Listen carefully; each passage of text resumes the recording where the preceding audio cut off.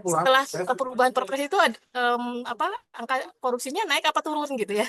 Nah, ini menarik pertanyaannya. Kalau menurut saya bukan naik dan turunnya, tapi mungkin semakin cerdas gitu ya orang melakukan penyimpangan-penyimpangan dalam hal pengadaan gitu. Karena seiring dengan perubahan peraturan itu ternyata celah-celah itu masih tetap ada gitu Pak dan terbuka.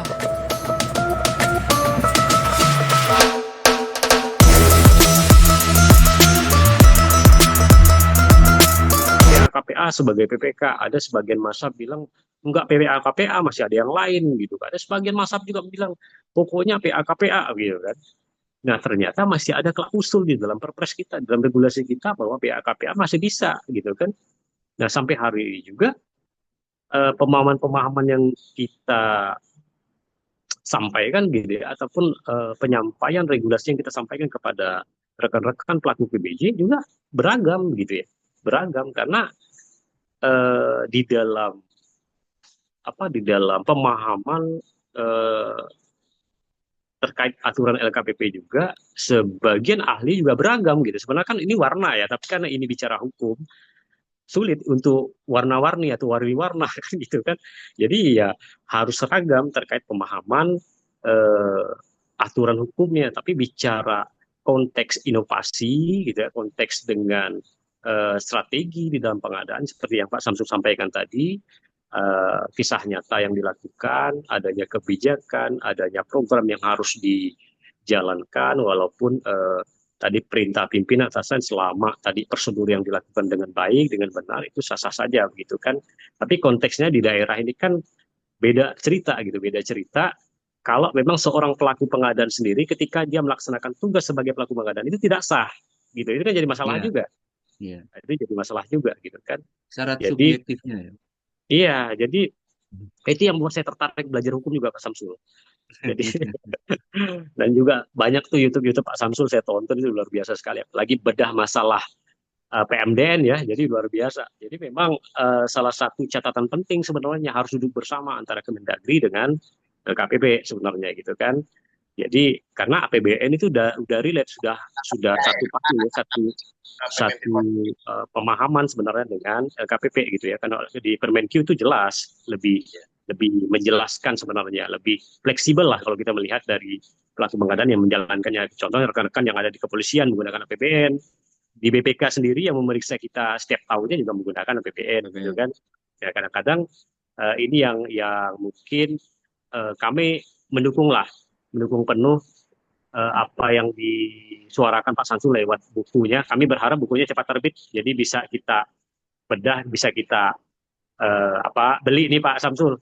Jadi yang Nanti tadi kita bedah mungkin di forum ini lagi kali ya, Pak Master Alia. boleh Master.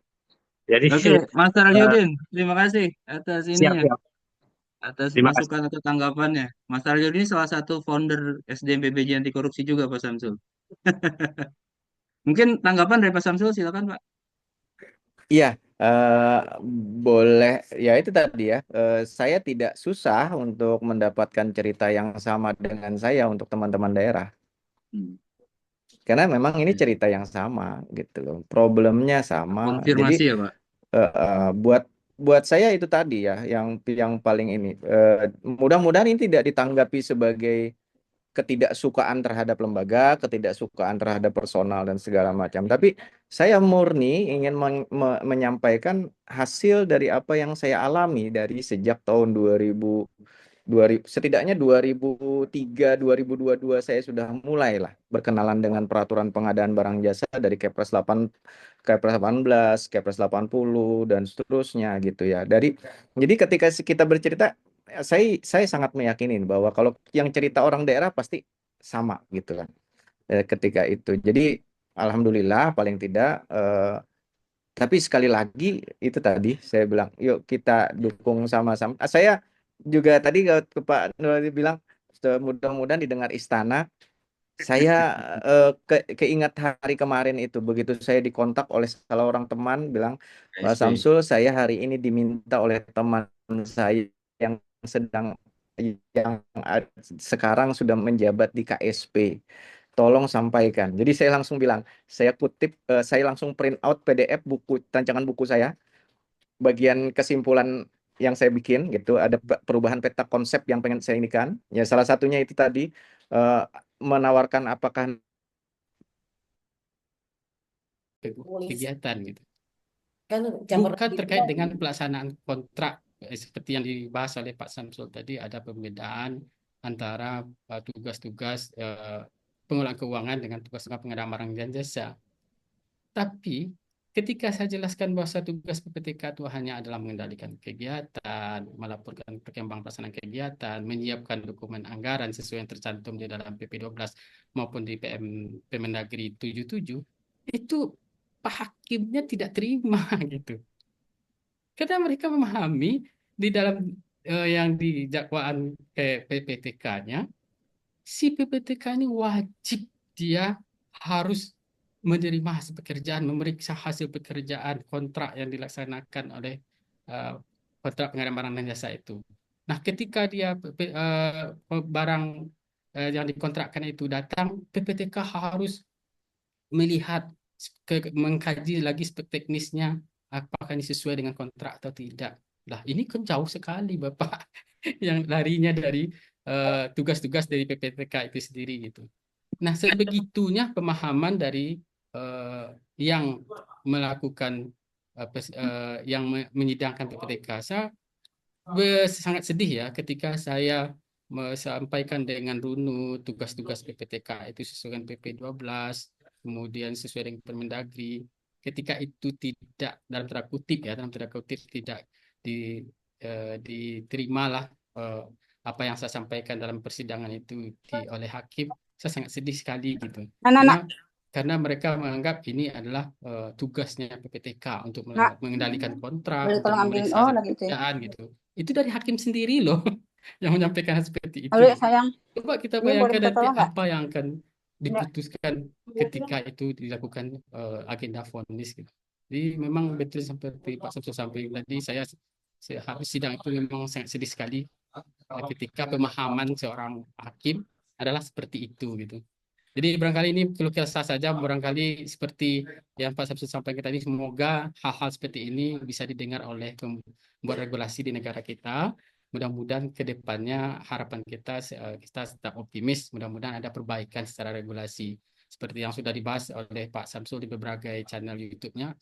Kalaupun tidak seperti yang diusulkan PKSP tadi ya, ada penyeragaman pengelolaan keuangan antara APBN dan APBD, paling tidak kalau tidak dibedakan lah peraturan yang terkait dengan APBN itu seperti ini, APBD itu seperti ini, sehingga jelas acuannya itu seperti apa. Kalau sekarang di Perpres 16 2018 2012 2021 itu sekarang kan yang APBD juga rasa-rasa APBN gitu. Jadi barangkali ya sekedar apa namanya, kita sharing aja apa yang saya alami beberapa hari yang lalu gitu ya, setelah beberapa kali mengikuti sidang sebagai saksi di Pengadilan Tipikor. Mungkin itu Pak Samsul, Pak Tio, terima kasih. Ya. Mohon maaf. Terima kasih. Assalamualaikum warahmatullahi wabarakatuh. Waalaikumsalam warahmatullahi wabarakatuh. Ya, terima kasih Pak Rudi atas tambahannya ya, aspirasinya juga. Ya, mudah-mudahan juga bisa memperkaya ini kita, wawasan kita nih terkait pemberantasan korupsi. Sorry, saya nggak akan gunakan kata pemberantasan lagi sesuai saran Pak Samsul. Pengendalian atau apa ya, ya untuk penanganan korupsi di daerah. Selanjutnya ini ada satu lagi Pak. Ini beliau juga salah satu penyuluh anti korupsi di Jarum Integritas, Master Lisa Nazifa. Silakan Master. Assalamualaikum Pak Saya terdengar, Pastor? Waalaikumsalam Oke, warahmatullahi siap. wabarakatuh. Terdengar Master Ya, Lisa. Silakan. maaf karena masih diiringi azan asar di ini Iya. di speaker gitu ya. Terima kasih, materinya sangat menarik Pak Samsul Ramli mengikuti dari tadi. Walaupun saya tidak banyak terlibat dalam pengadaan barang dan jasa gitu ya Pak Samsul, tapi mungkin boleh cerita sedikit. Saya PNS di Pemprov DKI Pak. Dari tahun 2010 gitu ya. Jadi saat masuk 2010, kalau boleh flashback sedikit, itu semua CPNS di semua perangkat daerah itu langsung dianjurkan untuk ikut pelatihan barang dan jasa gitu Pak ya, supaya dapat sertifikat PBJ. Itu saat itu kita yang CPNS baru ini sama sekali buta gitu ya, dan disuruh pelatihan ya ikut aja gitu ya.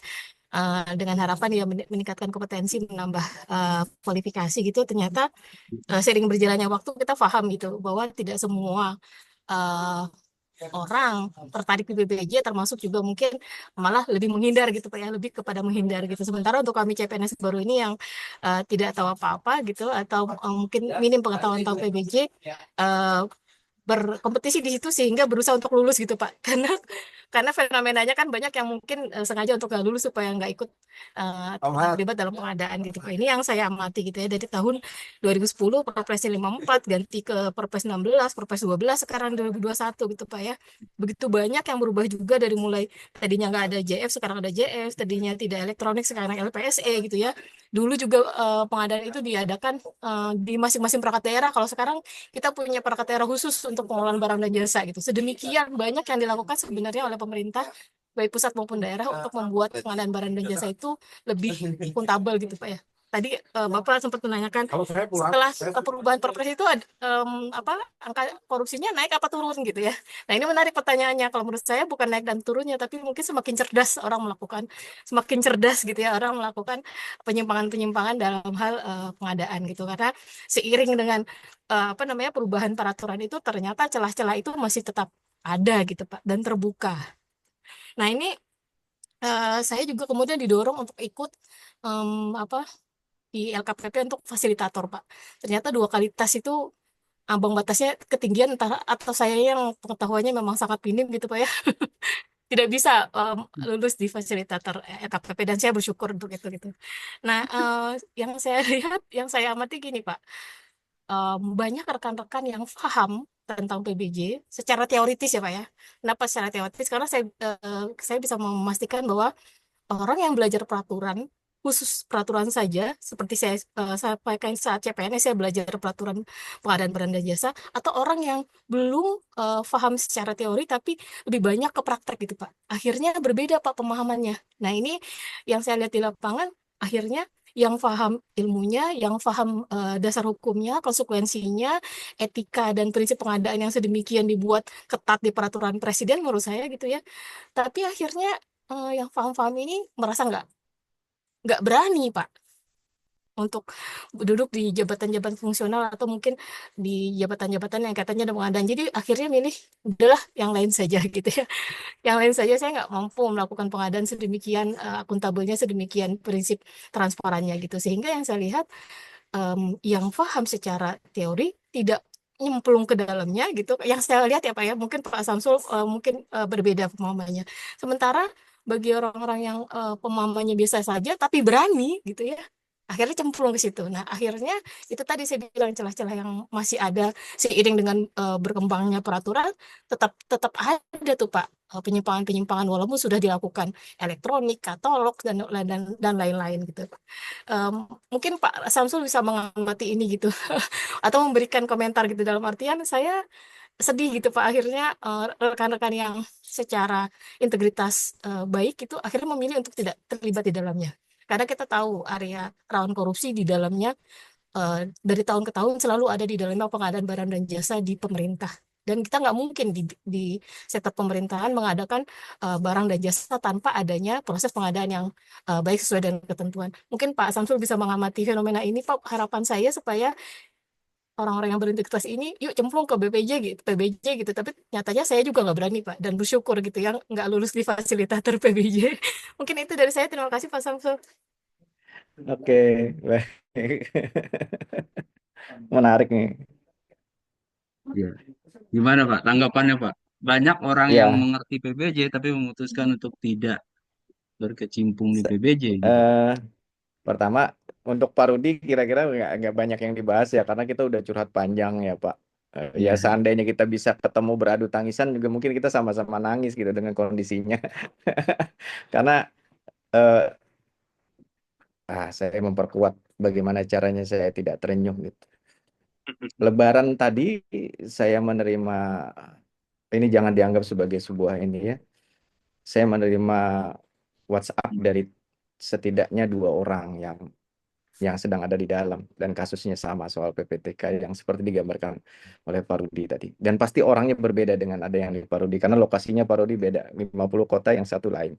Jadi itu persoalan besar yang semoga menjadi concern kita. Terus kemudian